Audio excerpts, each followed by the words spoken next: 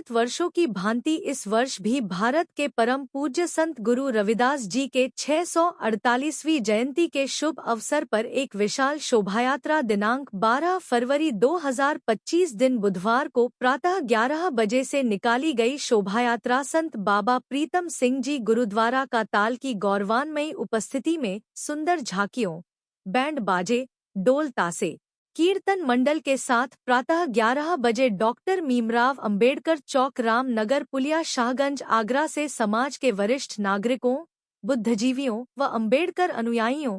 महिलाओं, युवाओं की उपस्थिति में प्रकाश नगर, भोगीपुरा चौराहा, रुई की मंडी चौराहा, तहसील चौराहा, पचकुइयों चौराहा, संत रविदास मठ, मूर्ति स्थल, राधा बल्लभ इंटर कॉलेज, नगला मोहन, लाडली कटरा, कोठी मीना बाजार, सिर की मंडी, लोहा मंडी चौराहा, नौबस्ता, खतैना, जगदीशपुरा, किशोरपुरा पुलिया आदि स्थानों से होती हुई बाबा ईश्वरी नाथ वेदांत आश्रम गढ़ी भदौरिया आगरा पर नवयुवक प्रगति समिति गढ़ी भदौरिया आगरा द्वारा पुरस्कार वितरण एवं भंडारा कर समाप्त हुई। जयंती का स्वागत एवं सम्मान शहर में जगह जगह किया गया एवं क्या जगह ठंडे पानी की प्याऊ एवं भंडारे का आयोजन भी किया गया। आज 12 फरवरी संत शिरोमणि रविदास जी का जन्मदिन है। उसको हम बहुत ही हर्षोल्लास के साथ मना रहे हैं। ये जो हम शोभा यात्रा है, इसमें बहुत सारी झांकियों के साथ जो सारे एरिया, आगरा के सारे अलग अलग एरिया से झांकियां आती हैं, बैंड बाजे होते हैं ढोल के साथ में। ये हम आज की जयंती को हर्षोल्लास के साथ मनाते हैं। और आज का हमारा गुरुजी का जन्मदिन मनाने का एक उद्देश्य है कि वो हमेशा उन्होंने समता, स्वतंत्रता और बंधुता की बात कही है। अंधविश्वास, पाखंड को, कुरीतियों को दूर करने की बात कही है। और इसी संदेश को हम जन जन तक पहुंचाने के लिए ये शोभा यात्रा, क्योंकि वो हर वर्ष बड़े धूमधाम से संत शिरोमणि रविदास जी की जयंती को मनाते हैं। और जैसा कि छुट्टी सरकार ने घोषित की है, तो आप सभी जानते हैं कि ये जो हस्ती है संत रविदास जो हमारी हस्ती है,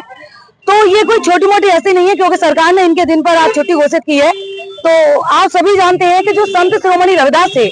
उन्होंने यहाँ पर जो ब्राह्मणवाद था, जो पाखंडवाद था, जो चमत्कारवाद था, यहाँ की जो कुरीतियां थी, यहाँ की जो असमानता की रीतियां थी, उनके खिलाफ जो जंग छेड़ी थी, ये उसके लिए जाने जाते हैं। यहाँ जो सबसे पहले जो उनकी एक रचना मुझे याद आती है कि जीवन 4 दिवस का मेला रे, बामन झूठा, वेद भी झूठा और झूठा ब्राह्मण अकेला रे। तो आप सभी जानते हैं कि जो संत रविदास है, उनकी जो व्यवस्था थी, यहाँ जो व्यवस्था थी, जो ऊंच नीच की व्यवस्था थी, असमानता की व्यवस्था थी, छुआछूत की व्यवस्था थी, उस व्यवस्था के खिलाफ उन्होंने अपना बिगुल फूंका था और मूर्ति पूजा के वो बिल्कुल खिलाफ थे। लेकिन सबसे बड़ा एक षड्यंत्र ये हुआ कि संत रविदास जिस व्यवस्था के खिलाफ थे, उन संत रविदास को उन्हीं व्यवस्था का उन्होंने ठेकेदार भी घोषित किया, जैसा कि उनकी हत्या हुई थी। लेकिन सब लोगों ने हमें क्या पढ़ाया कि संत रविदास जो उनके बचपन से शुरू हुआ था ये षड्यंत्र, कि इन्होंने वो कहानी जो रची वो उनके बचपन से रची थी कि जब संत रविदास जो पैदा हुए थे, क्योंकि वो ब्राह्मण थे और एक चमारी के पेट से पैदा हुए, तो उन्होंने दूध पीने से मना कर दिया कि मैं एक चमारी के पेट से दूध नहीं पीऊंगा। तो आप मुझे ये बताइए कि पैदा होते ही कोई बच्चा बोल सकता है क्या? पैदा होते ही कोई बच्चा ये जान सकता है कि वो किस जाति या किस मजहब का है? तो वहां से उन्होंने शुरू किया कि जब रामदास जो उनके गुरु थे, उन्होंने कहा कि नहीं, तुमने जो पाप कर्म किए तो उनका पाप भोग लिया, अब तुम दूध पी लो। तब उन्होंने जाके अपनी माँ का दूध पिया, और जब उनकी मृत्यु हुई तो उसका भी एक षड्यंत्र रच दिया कि राजा ने उनको खाने के लिए बुलाया था। और आज सभी जानते हैं कि जिस तरह से बुद्ध के सानिध्य में, बुद्ध के नीचे जाने कितने राजाओं ने अपने मुकुट रख दिए थे, उनकी छत्र छाया में आ गए थे, उसी तरह संत रविदास